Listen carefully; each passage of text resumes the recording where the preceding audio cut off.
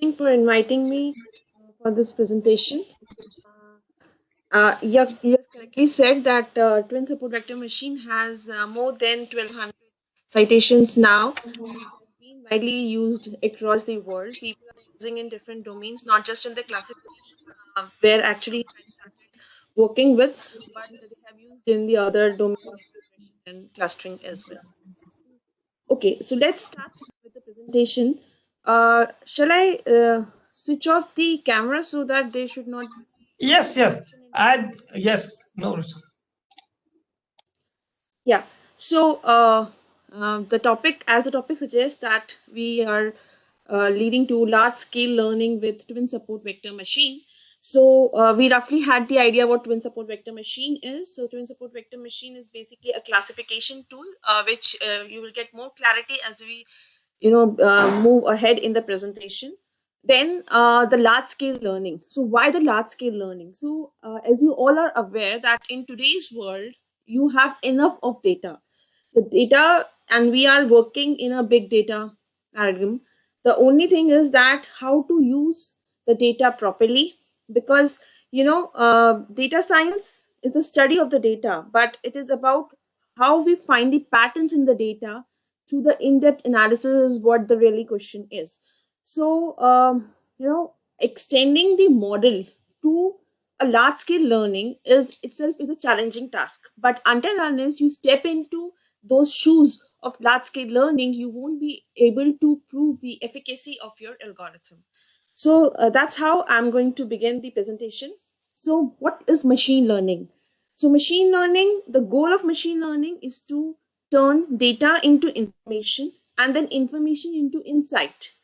So that means there are different types of learning, and under the umbrella of machine learning, we have unsupervised learning, supervised learning, and reinforcement learning. What unsupervised learning deals with? So it's basically learning without a teacher, without a guidance. So that basically deals with clustering and dimension reduction. So clustering is again collecting the samples which have same characteristics. So if I say that if we look to the the current problem of this COVID, so we would like to look to all those patients which have similar symptoms. So you're collecting the information from the data and similar information and bringing them in one group. So one of the application of clustering would be the customer segmentation, recommending system, and targeted marketing. Then when dimension reduction is again a problem which comes under the umbrella of unsupervised learning, basically deals with transforming the data from a higher dimensional to a lower dimensional in such a way that you can extract almost all the information which is there in the higher dimension, and so that you can read the data properly. So for example, when you deal with image processing, image classification, any big data visualization, then you would require that you could feel the data, you can see how the data is behaving. So for that we go for dimension reduction, and I hope most of you must be aware that principal component analysis is one such example for that.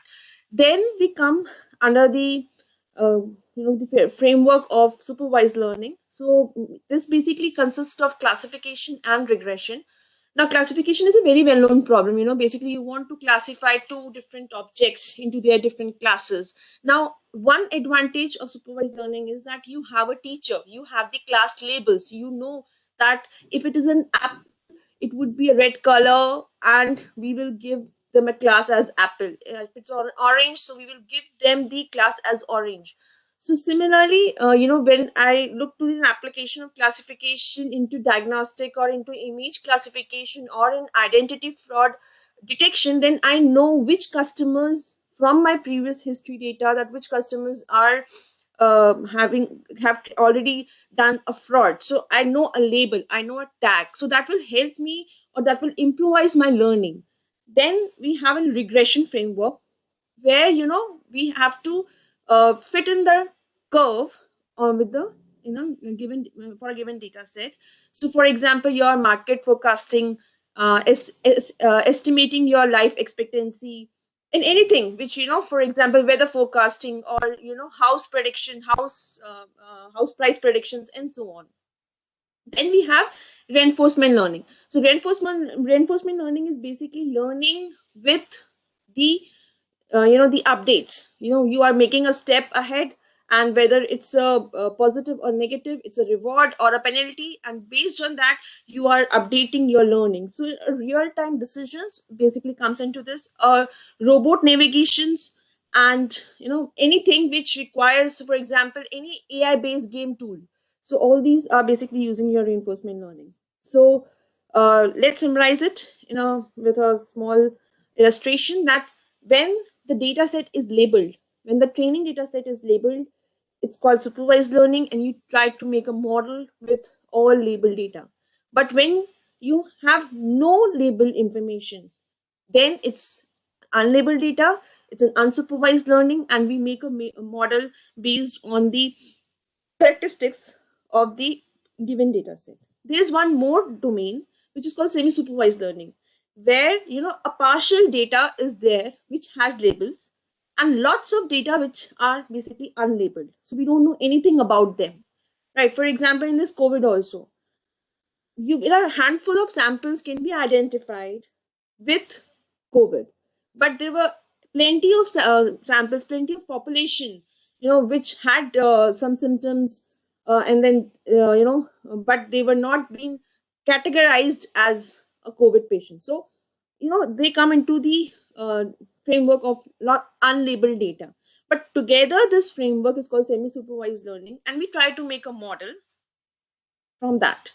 So, classification, regression for supervised learning, clustering for unsupervised learning. And if you look to the semi supervised learning, you can take both the classification as well as your clustering algorithm. So, because of the clustering, you can use the label information, and in the classification, also, you can use some label information along with the unlabeled information, and make a model which works better, because not it's not always possible to have these samples which are labeled, because yes, as we moving into the big data framework, we don't have this opportunity to label each and every sample. So we basically currently would like to work under the framework of semi supervised learning. So let's formalize this. So in our supervised learning, we have, as I said, we have the labels associated. So I know which are red ones, which are blue ones, points in the left side of the graph. And then I would like to generate a classifier function which can separate the data. Now the data can be represented, if it is a vector valued data, it can be represented in the form of a matrix where the rows are the instances. And if I am working in an n-dimensional space, then n-dimensional vector, then the data is represented by an m1 cross n matrix. And if I have two classes, A and B, then would be represented by m1 cross n and m2 cross n respectively. So this is basically a supervised learning framework. In the case of unsupervised learning, you will have a data set x1 to xm. So m such patterns would be there in an n-dimensional space. So you have a matrix X, and then you would like to find k clusters. Now that k is also a big question. How many clusters would you like to have in that particular data set? And the combination of the two is a semi-supervised learning. So, what do we actually do when we say we make a model?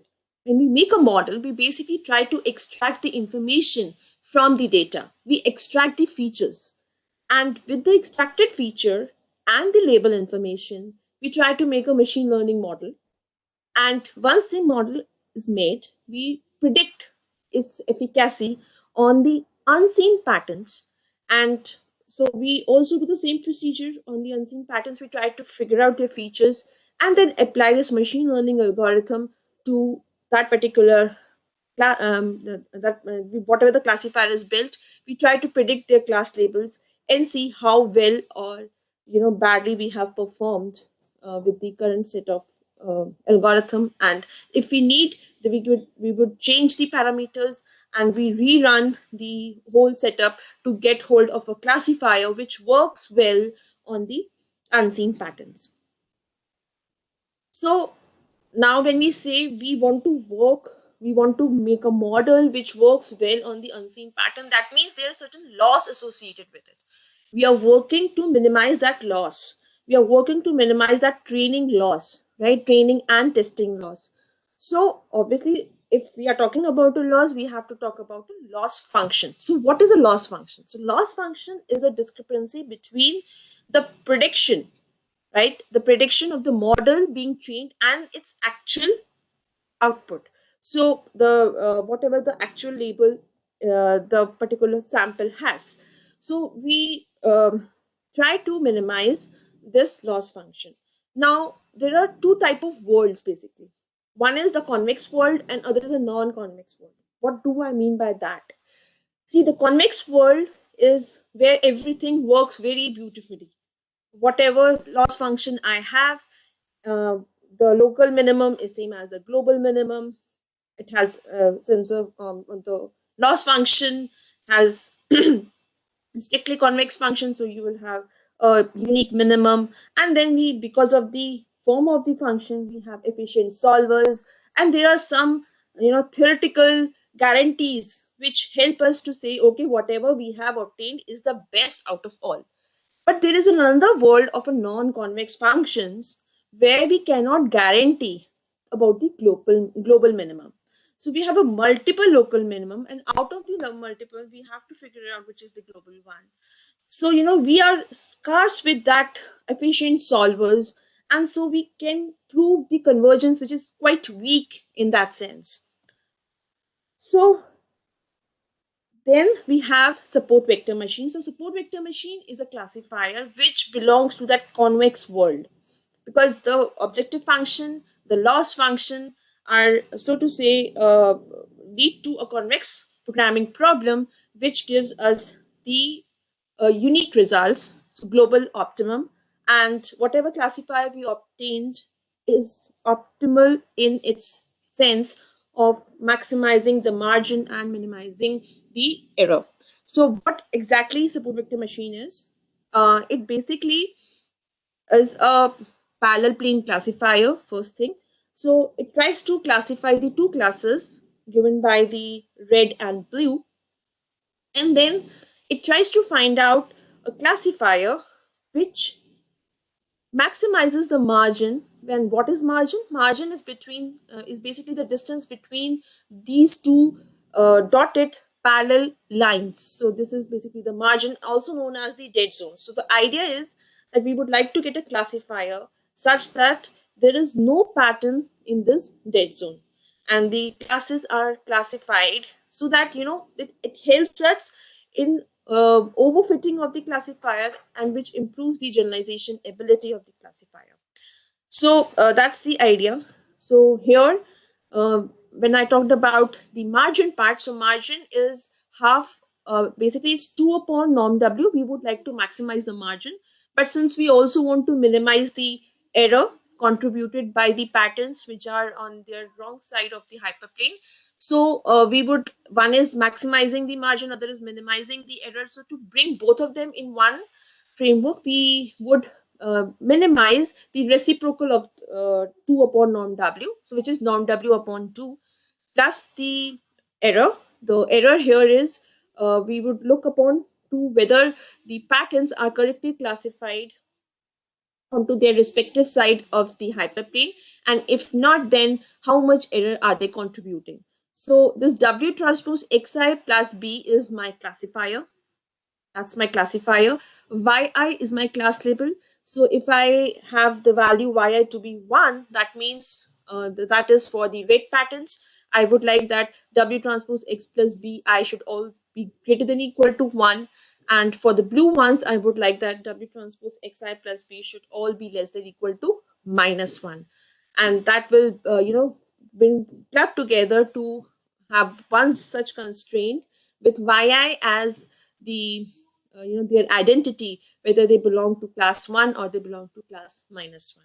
So this is again a quadratic programming problem, which is has following advantages. It leads to strong theoretical guarantees for convergence, as it is as it is a convex programming problem, and it implements the structural risk minimization principle, which is like, minimizing your total risk, which is the empirical error plus the generalization ability, which is coming from maximizing the margin.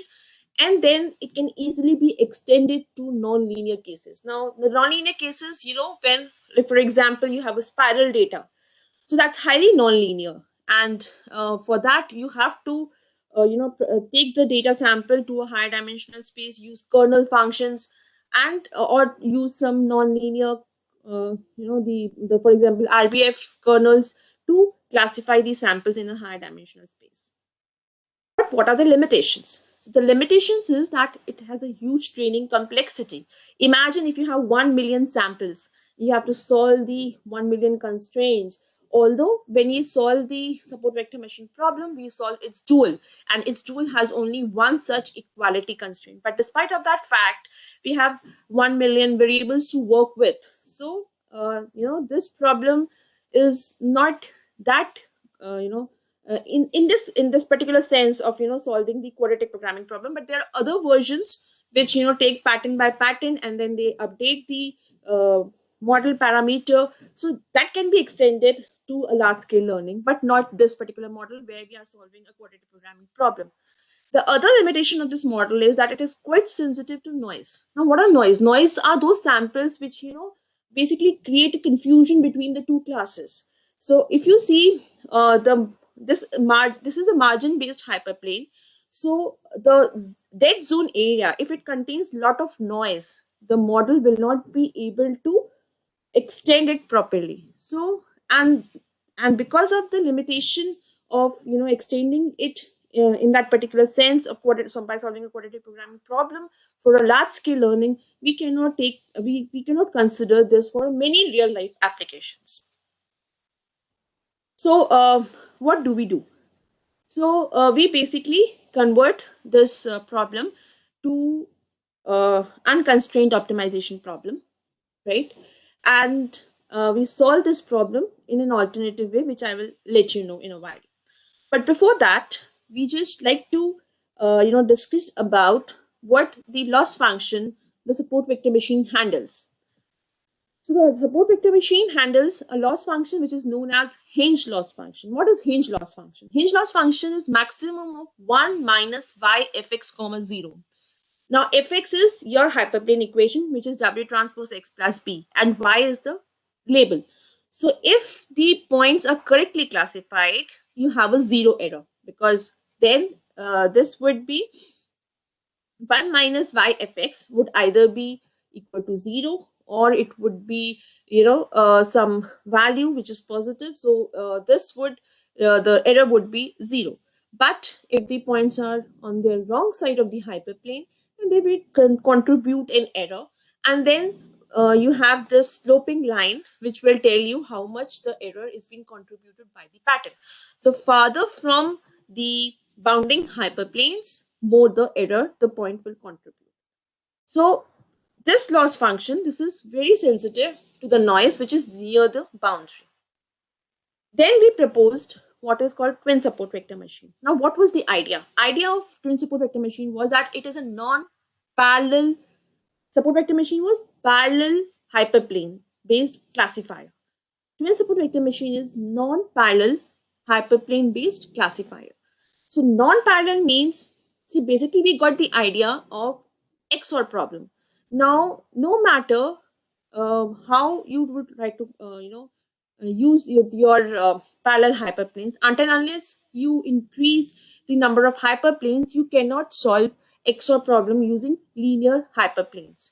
So that gives an idea to, define twin support vector machines, because there, if we lower down this non this parallel plane quotation with the classifier, then if we are going with a non-parallel plane classifier, then that easily solves us the problem for XOR problem.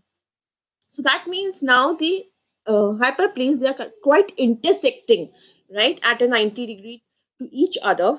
And then what how we will classify the points, we will say that what is the distance of the point from the its representative classifier. So the idea of twin support vector machine is that if you have two classes, then you find the hyperplane which is kind of a representative of that particular class. Now, how do I find this representative? Now, this representative, the two representatives of the classes can be intersecting, can be parallel, depending upon the orientation of the classes. How do we find out this classifier? So, if you look to the representative of class red samples, then we are trying to find out now A and B here represent the samples belong to class 1 and B represents the samples belong to class minus 1. So we would like to have the first hyperplane, that is W1 transpose X plus B1 equal to 1 as that classifier, which is close to the samples of class A. So if you see to the objective function of twin, it looks to a classifier which is passing through the midway from the samples A, because in that situation only the error committed from the positive side and from the negative side will neutralize and you will get the minimum error. So we'd like to minimize this part together with the uh, error which is contributing from the class B. Now, what does class B is doing? Actually, class B is giving the orientation of this hyperplane. The orientation is decided by the class B samples, because what we want that the samples of class B should be at least unit distance from the samples of class A. So that is the role of class B. So class B is giving us the orientation, and the orientation of hyperplane A is such that it passed through the center of the class A. And similarly, you solve the other problem for the second representative. Now, the what is the advantage? If you see, unlike in SVM, where all the samples were there in the constraints, here we just have samples of class B. And similarly, we have samples of class A in the. So we are solving two smaller problems as compared to support vector machines. And when we are solving two smaller problems, obviously the training time would be lower than that of support vector machines. And we have shown that it is actually 4 times faster than support vector machines. So again, the form of the problem is such that it will lead you to a global convergence. And if you remember the noise part was coming in the dead zone area. And here there is no concept of that dead zone. And so it is not sensitive to noise, and 4 times faster in terms of learning the model as compared to SPM. So, but what is the limitation? Again, the limitation of the model is that this loses sparsity. The added advantage of SVM was it was sparse model. So what is the advantage of sparse model? Sparse model will help us in testing, because smaller the number contributing to the hyperplane equation, faster would be the testing results. However, in the case of twin support vector machines, it loses its sparsity, and so there are some other models which takes care of this issue and deal with the sparsity problem. But if you see this problem, it is sensitive to class imbalance also, because the only the one class is playing the role in the objective function and the other class is playing the role in the constraints. So to overcome that, we there is a model by Peng, which we call as twin parametric support vector machine. That's another upgradation of twin support vector machine, where they look to the parametric model so as they can deal with these noise which is heterostatic in nature. So basically, the hyperplanes were such, if you remember the twin support vector machine, the representative hyperplanes were actually passing through the midway of the class. Here, the hyperplanes, they are passing just at the boundary of the two classes. So this in a way handles the noise which is heterostatic in nature. And here what they have, this is also called as reverse twin, because whatever was there in the objective function now is in the constraint, and whatever was in the constraint has now went back to into the objective function. But again, the model doesn't loses its convexity, everything works well. And if you look to now, these were the frameworks, these are the, so basically these are the frameworks which I'm going to discuss in the presentation. Now let's look to the applications. So I would be mainly dealing with the classification applications. So one such is medical diagnosis, where we have to identify cancer patients, being it benign or malignant, and finance problems, where we have to go for a credit approval or a fraud detection. Image processing problem, where we have to do image retrieval and classification or the character recognition. Then computer vision, where we have activity recognition, object detection, and object tracking. So I'm going to discuss with you a research problem which is have published in IEEE transaction, is based on twin support vector machines and its application to activity recognition. So why I've selected so, because this is a problem where we have large scale learning, because no matter whatever the dimension of the image is, when you try to convert it into the vector form, then the dimension of the data becomes high, and the number of samples also, the instances in that particular learning becomes quite high. So because when you have this video understanding, then it is like object level understanding, location of a person, objects, example car, where they are appearing, and on so on. There is pedestrian uh, prediction problem also. So tracking.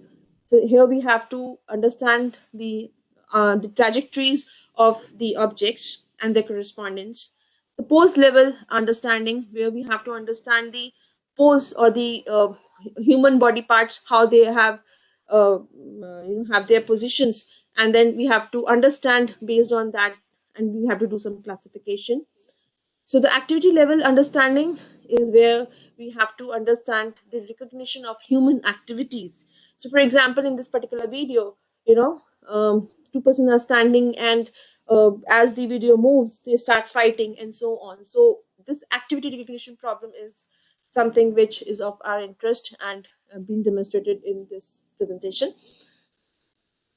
So it's like automated detection on an ongoing events from the video data, and it has several applications. For example, you have a CCTV cameras, and then some elderly person is inside the home, and with the help of a CCTV cameras, you can figure it out its actions, and then based on that, you will do your reactions and so on.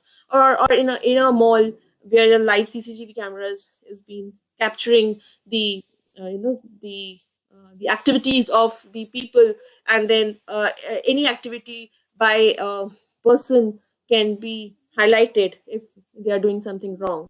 So human actions, human interactions, human object interactions, any group activities that can be taken care of. So surveillance, as I've already said, in the case of a sports play analysis, a game is being played off, and then eventually if you want to predict who is going to win, then that is also basically comes into this framework. Then web based video retrieval. So the idea is to tell you that as you go to higher level problem, post estimation is like you are dealing with just an image, action classifications also. But as you and go on tracking and activity recognition, you start working with the video data, and then the resolution is more important, and so on. The data size increases, you land up into the pool of big data. So that means whatever model we have just discussed, which solves the quadratic programming problem, will not work for these kind of applications. So then how to extend these models for those kind of frameworks. So what we did is we first let's talk about in the case of support vector machines. So the gradient descent is a method where we update the parameters iteratively. So we for we compute the gradient at wt, and we update wt, which is the parameter, decision parameter, with the help of this equation wt plus 1 is equals to wt minus alpha times, that is the learning rate, into the gradient of the function. Now the gradient of support vector machine requires summing over entire training set, right? So I have, and this we have to do for all the uh, instances t, starting from 0 to until we land up to the conversions of w. So yeah, so here the challenge is that we have to compute this gradient for all the entire sample, which is very time consuming, and obviously it will slow down your algorithm.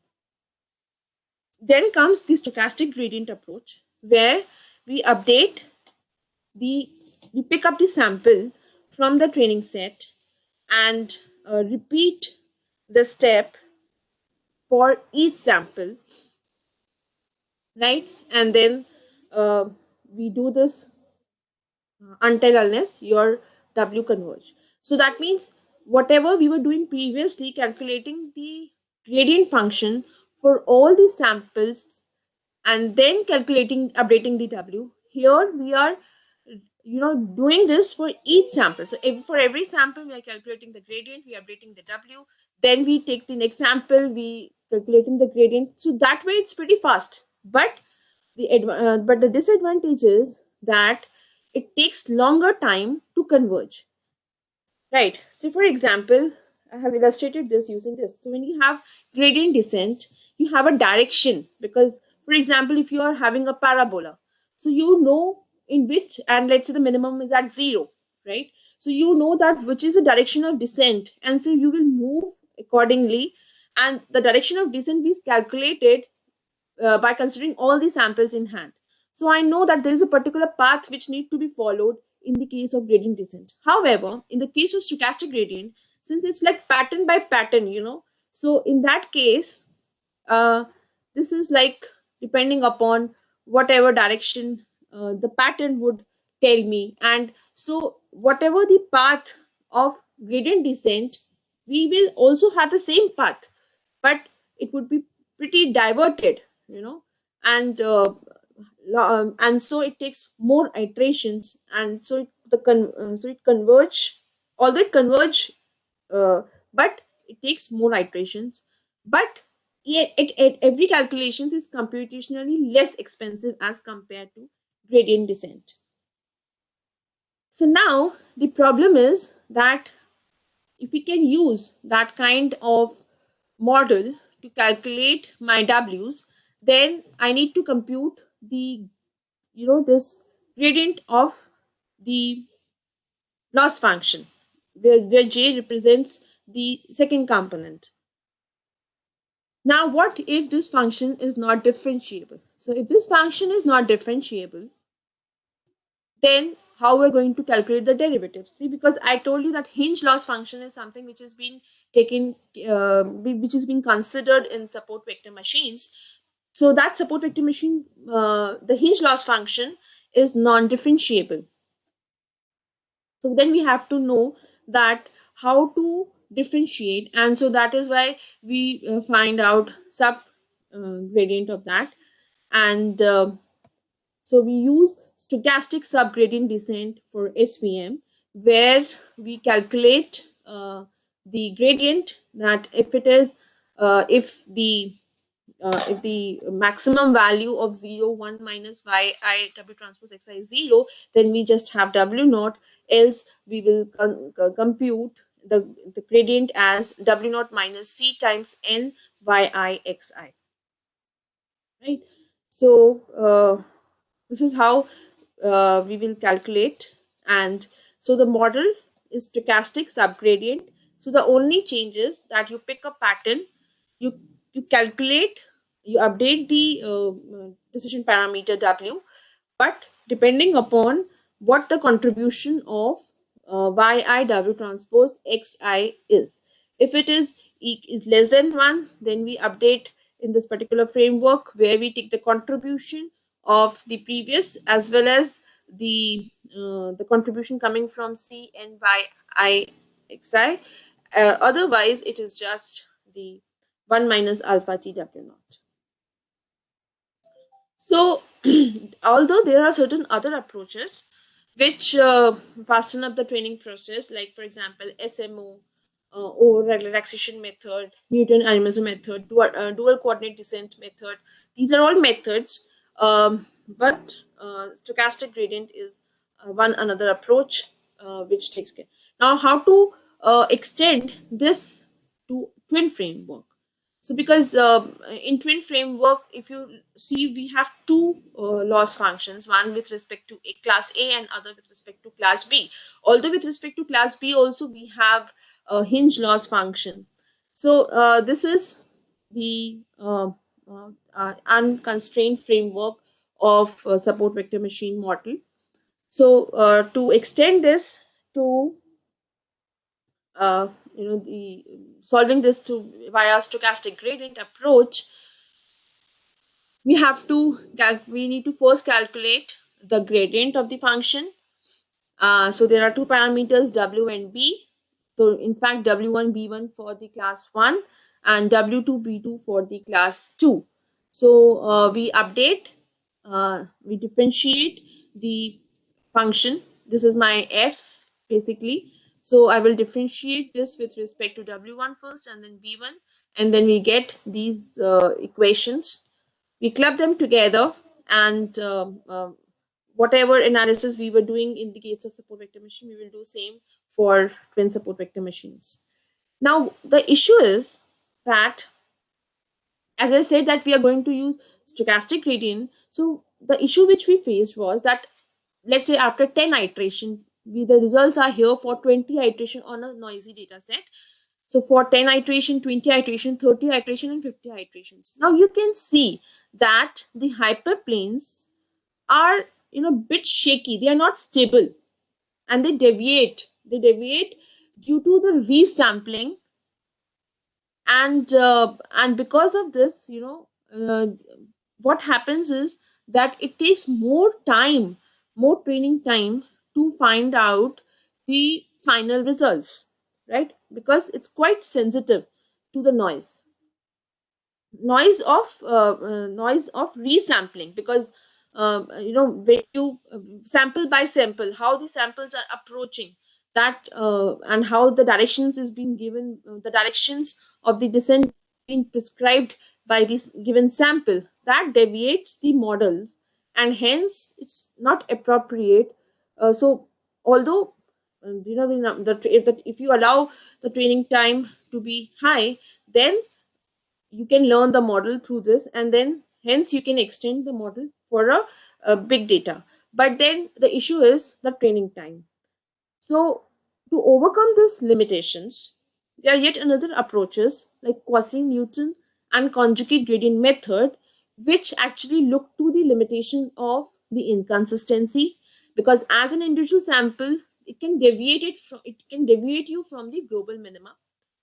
And to achieve the convergence, it you need more and more data, because if you are getting deviated from the global minima, then you require more time or more samples to figure out the final pathway towards the global minimum. And for it is also this in the stochastic gradient, if the model requirement is such that you and that could be arising due to the ill conditioning, then we require a model which is not sensitive to such things. So the quasi-Newton and conjugate gradient descent method are the methods which look to the second order gradient information. So most of us have seen, when we are trying to find out the roots of the polynomial, then we have seen that the Newton-Raphson method works better than the uh, secant method or the bisection method. So on the similar lines, this quasi-Newton method and conjugate gradient descent method, they use a second order gradient information, and hence they are effective in terms of convergence, these methods. So again, um, we have shown the implementation of stochastic quasi-Newton on between support vector machine on a noisy data, and you can see that with the number of iterations, the alignment of the hyperplane doesn't change.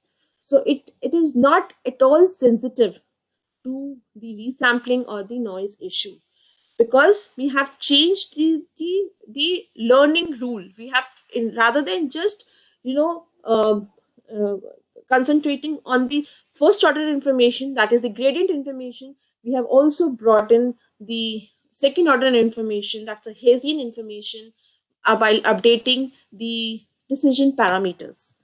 So, and also there is one another loss function which is called pinball loss function. Now what does pinball loss function does? It you know it give the penalization for the wrong classification, but it also gives the reward for the correct classification. So if you see that, if you compare the hinge loss function and the pinball loss function, then for the erroneous samples, they both behave similarly. But for the samples which are correctly classified, pinball loss function gives some kind of reward to the pattern, so that uh, it is more resistant to the noise sensitivity, which is leading to the better generalization error, and it has a tolerance to the resampling, thereby achieving faster conversions.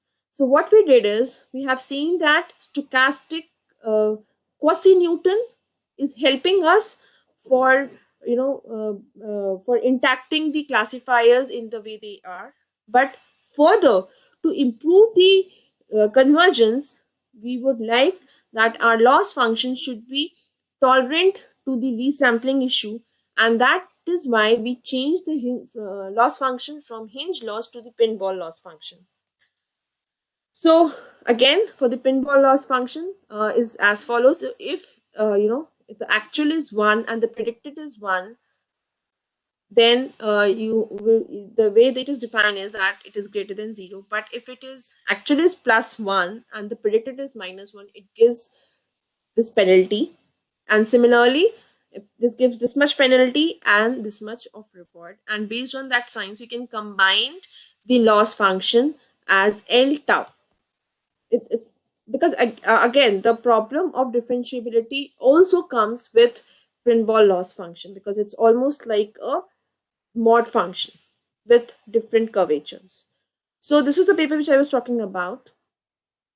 So here what we did is that we changed the loss function in the twin support vector machine framework, and we brought in the twin parametric support vector machines with the pinball loss function, and we defined the two functions, and we calculated the gradient, and then the Hessian approximation, because we are going for the stochastic gradient approach. For that, we have to calculate the variable variation, which is like difference between the WIs, and also the stochastic gradient variation, which is basically the gradient deviation in the that which is defined by S1 and S2 cap.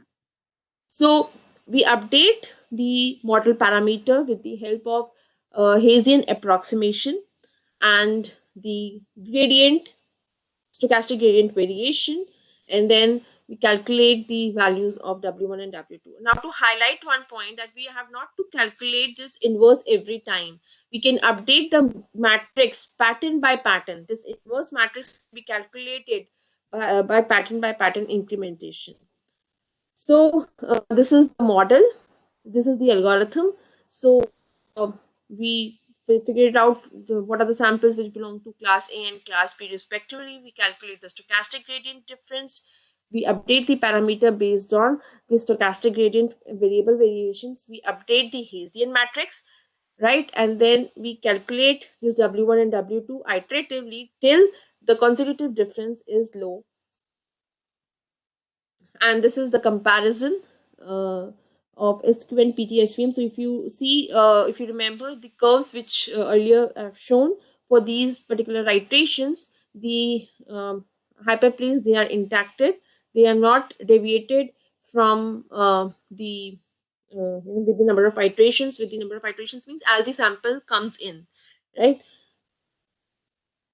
And this is the convergence rate. So we have compared all the models of stochastic gradient twin SVM, stochastic quasi-neutron, parametric twin SVM, and uh, so the idea here was that if you see, as I told you, that is still, if you use the pinball loss function, it is having the shape of hinge, it is having the shape of mod function, which is not differentiable. So what we did, we also proposed a smooth pinball loss function, which is having, so this red one is the smooth pinball loss function, which is kind of, parabolic in nature, but with different deviation, with different angle, so that the issue of differentiability can also get resolved. So so these are the results on several data sets. So this is like on the UCI data set with linear kernel. This is with the Gaussian kernel, and this is a time comparison. You can see the time is pretty low. Then we took a large size data set. So basically, this is normally distributed data. So normally distributed data with 1,000, 2,000, 3,000, 4,000, 5,000, 10,000, and so on to 100,000 samples. So what we have seen that, as the size increases, what is the impact on the training time and the accuracy of the samples. We have compared across all the models of twin framework. This is with the nonlinear kernel, and this is the time comparison. So as the size increases, as the number of samples increases, obviously the time also increases of all the models. But if you see, the relative time of our model is comparatively lower than the others. This is some large scale data sets like skin, letter recognition, credit card, postures, and other data sets which are pretty high in lakhs and so. So on that also we have checked and performed and checked the efficacy of our model and shown that it works well as compared to other algorithms. So next comes the human activity recognition. Now, as I already said, so that's an application which we are going to consider here. So, in this case, the idea is that we have the videos, right? And with the different postures, we need to extract the features.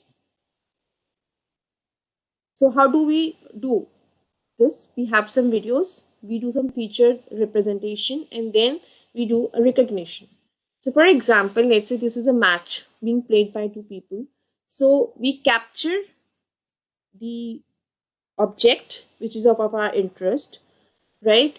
And then with that captured object, we, as I said, we will do some feature representation. So we club all those features, and then with those feature representation, then we try to use some PCA to lower down the dimension so that it is easy to handle. And for that, what we do is that from the 5 frames previous, the current 5 frames and the next 5 frames is what we captured for a particular instance. And so the dimension turns out to be 286 as in this case. So, so when you categorize the video, then we have the known but limited number of classes. And then what we assume that here, that each video belongs to a single activity, right? So the continuous streaming of the video is there, but finally it has one instance, one action to be captured, and we can map it to that particular class. So, for example, if you are treating this activity recognition problem as a classification problem, then that to a binary classification problem. That means like you have image, you have object. So now with its activity, like whether it's bent or not bent, तो किसने रखा? classified them आपने? as two classes. Phone ही नहीं उठा रही, उनके cabin में है भी नहीं.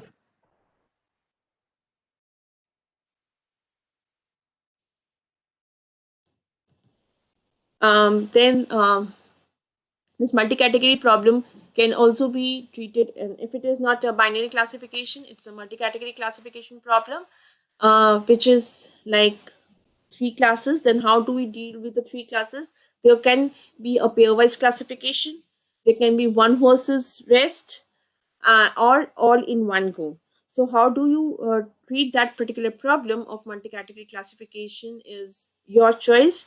So for example, if you take it one against all, that means bend versus jump and walk, jump versus bend and walk, walk versus bend and jump. So if you take this problem, if you consider this problem as one against one, then it's like bend versus jump, jump versus walk, walk versus bend. So we have a three classifier. So if you see the way this classifier has lead to a region, this triangular region, which is quite ambiguous, because if the samples falls into this particular zone, then we are unable to classify them into either of the three classes with 100% certainty, right? Because this is an ambiguous zone. However, this zone, when you consider one against one, this reduces and hence gives you more assurance of the belongingness of the particular sample. There is another way to classify a multi-category classification is via a tree decision structure, where what you do is that, let's say you have the actions which are, or the activities which are like bend, jump, run, side, skip, walk, waving of your hands. So based on this similar, as I said, clustering helps us to figure it out, the samples which have similar characteristics. So in this case, we cluster them, the samples which have a similar characteristics, into two such groups. So we do clustering on their features generated. So for example, in this case, the jump, run, skip, walk will come into one, and the remaining will go into the other uh, branch. And similarly, you do this clustering and divide the the features into the particular, and then you find the classifier. So at the top level we will find a classifier where the samples would be jump, run, skip, walk versus bend, jack, v jump, side, wave 1, wave 2. So see, the problem here with the multi classification problem is, no matter what model you select, you won't be able to classify the samples 100% accurately because of the overlapping characteristics of the classes, right? There are so much variation, so much intra-class relationship. So so you have to appreciate this fact that if you commit an error at the top level, that error will propagate and it will go towards the leaf nodes. And so more the error commitment at the root level, more the ambiguity at the root level, the same ambiguity, the same inaccuracy will move down the leaf node, and you will get poor classification of such model. We have also proposed a ternary tree based decision structure, where what we do is that we try to identify two set of classes which are well defined as compared to the one which are creating noise, which are ambiguous. So here we what we do is that we have a ternary structure, and based on, let's say, a Bhattacharya distance, which talks about the similarity of the probability, or similarity of the density functions, or similarity based on the mean and the variance of the class distribution. So it tries to identify the two distinct classes, right? And a class which is kind of ambiguous. So if you see the left, which is the run, and jump, side, skip, walk. So they are the two defined classes, and the center one is basically the ambiguous class. So, and we proceed on this in the later part of the tree structure to identify the defined and the ambiguous class, and then we go to the leaf node. So now what are the challenges with this type of data set? Now, for example, if you see, this is like running on the treadmill. So these are interclass variations which seems to be captured when a person is moving on a treadmill, right? So then there is another challenge which is like interrelatedness among the classes. For example, walking, jogging, and running. Let's say if I'm let's say if I have a video, but let's say I'm capturing the taking the instances from the video at every 30 seconds.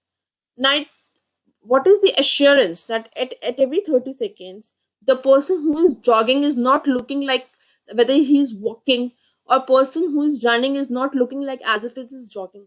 So this kind of interrelatedness among the classes also is one of the key challenges when you deal with this kind of data. So as I said, the model is based on pattern by pattern, or at the worst what you can do is that you can take the subset of a data, and then rather than computing the gradient with just one sample, you can compute the gradient with the subset of the data and update the parameter. So but despite of that fact, if you are taking a subset and that subset is such that it's the samples which we have taken in that particular subset has so much this variations or interrelatedness among these classes, then your hyperplane parameter will not be able to converge in a fewer number of iterations. So as a result, you require large training data and the corresponding label information properly. This further results in a high training and testing time, and so we need a better representation for these kind of to incorporate these kind of challenges, because large training data means high training and testing time complexity. So okay, then there can be another application of online streaming of data. So when you have, let's say, made up a model, right, and now another set of data comes in, and what you will want to do, whether you want to run the model from the scratch, or would you like to upgrade the existing model, right, without incorporating the previous data from which you have calculated. So that's what is basically called online updating the model or online learning. So this continuous update of model is also required for this big data framework. So and hence, this kind of stochastic gradient approach is quite helpful in dealing with these kind of situations. So we have shown the result on activity recognition data set. Um, if you can see, I don't know whether it's visible or not, that we have used F and B.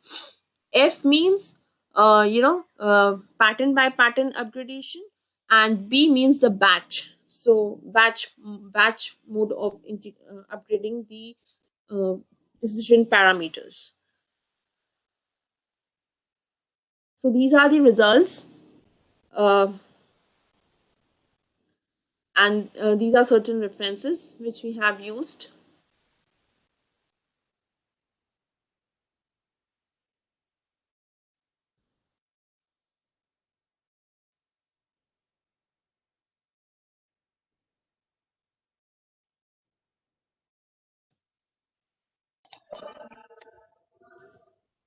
Okay.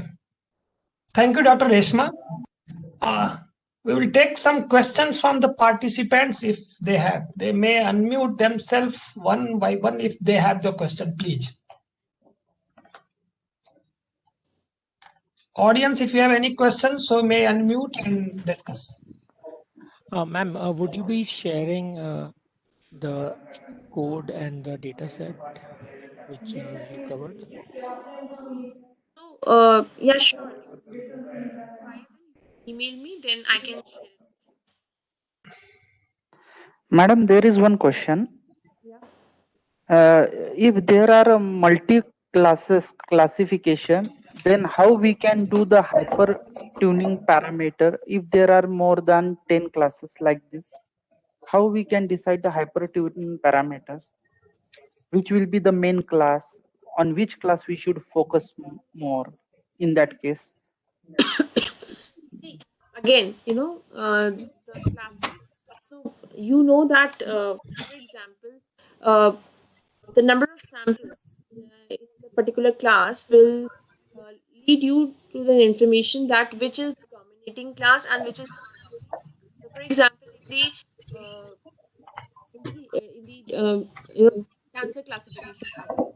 So now the samples of cancer patients, they are fewer than the samples of normal patients, right? So now what you have to do is that you have to give more weightage to error for those patterns which are fewer, right? So there are several other techniques, although, which are available to increase, like for example, SWOT is there, which increase the number of samples and get the Madam, your voice is equivalent little bit classification. pretty low. Sorry.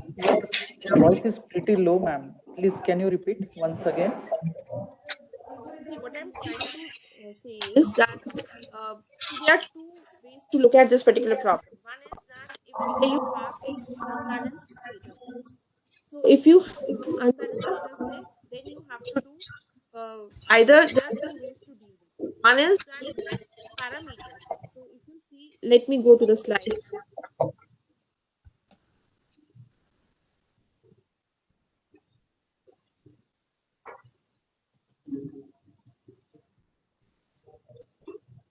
Like for example,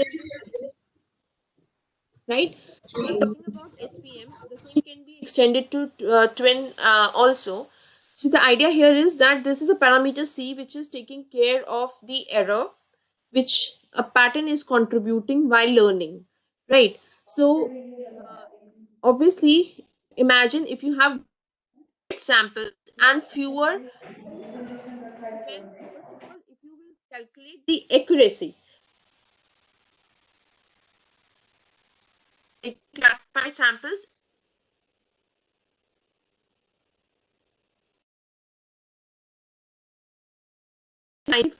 samples and patients which have cancer. So even if the classifier, if the accuracy is 95%, then that means your hyper and the whatever the wrongly classified samples are,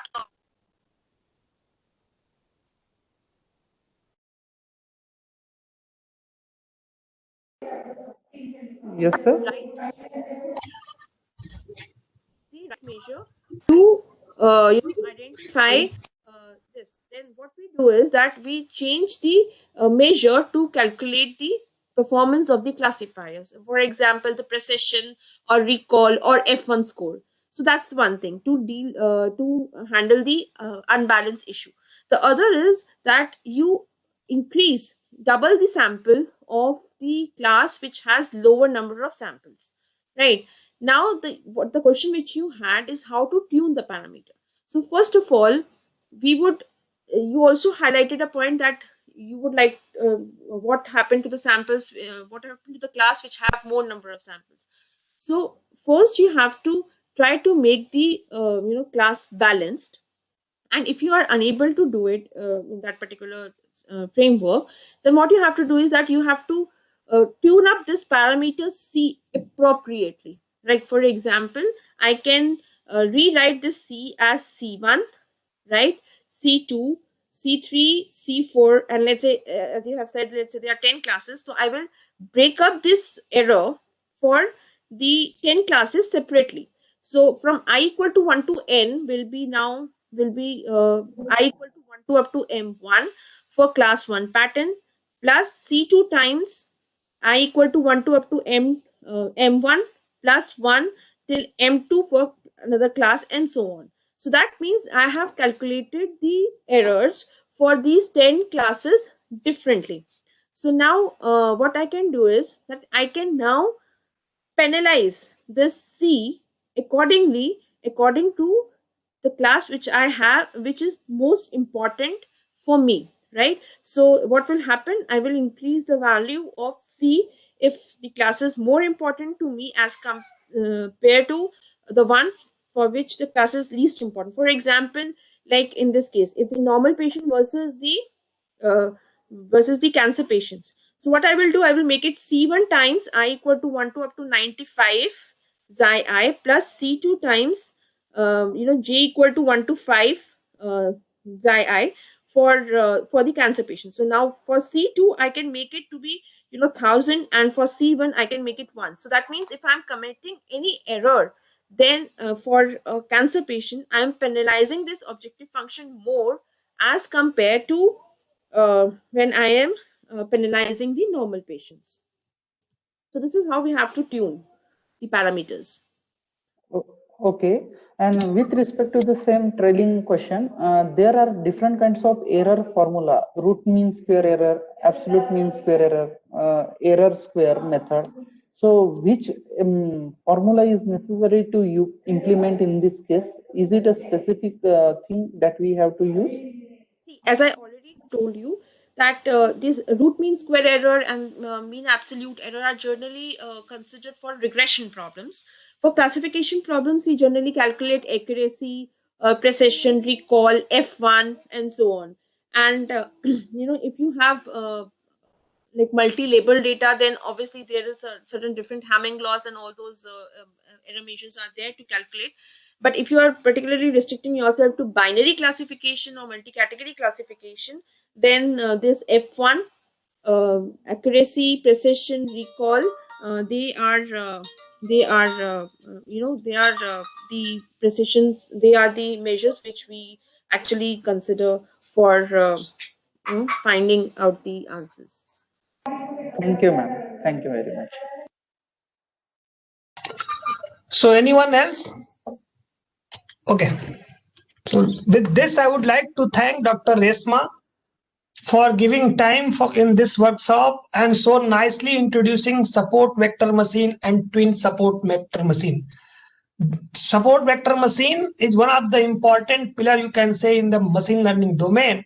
And I hope all the participants have enjoyed and understand the concept and the use of this support vector machine and twin support vector machine. I hope you all have taken something clue how to use this support vector. Even the further, if you want to merge with the deep learning models, the talk by Dr. Resma will definitely help you to further improve or use in the different application wherever you want. With this, again, I would like to thank Dr. Resma for giving valuable time for this workshop and sharing this the basic concept to the practical application of this support vector machine and other. Thank you, Dr. Resma, for giving valuable time. Thank you. Thank you so much. All the participants will meet again sharp at 3:30.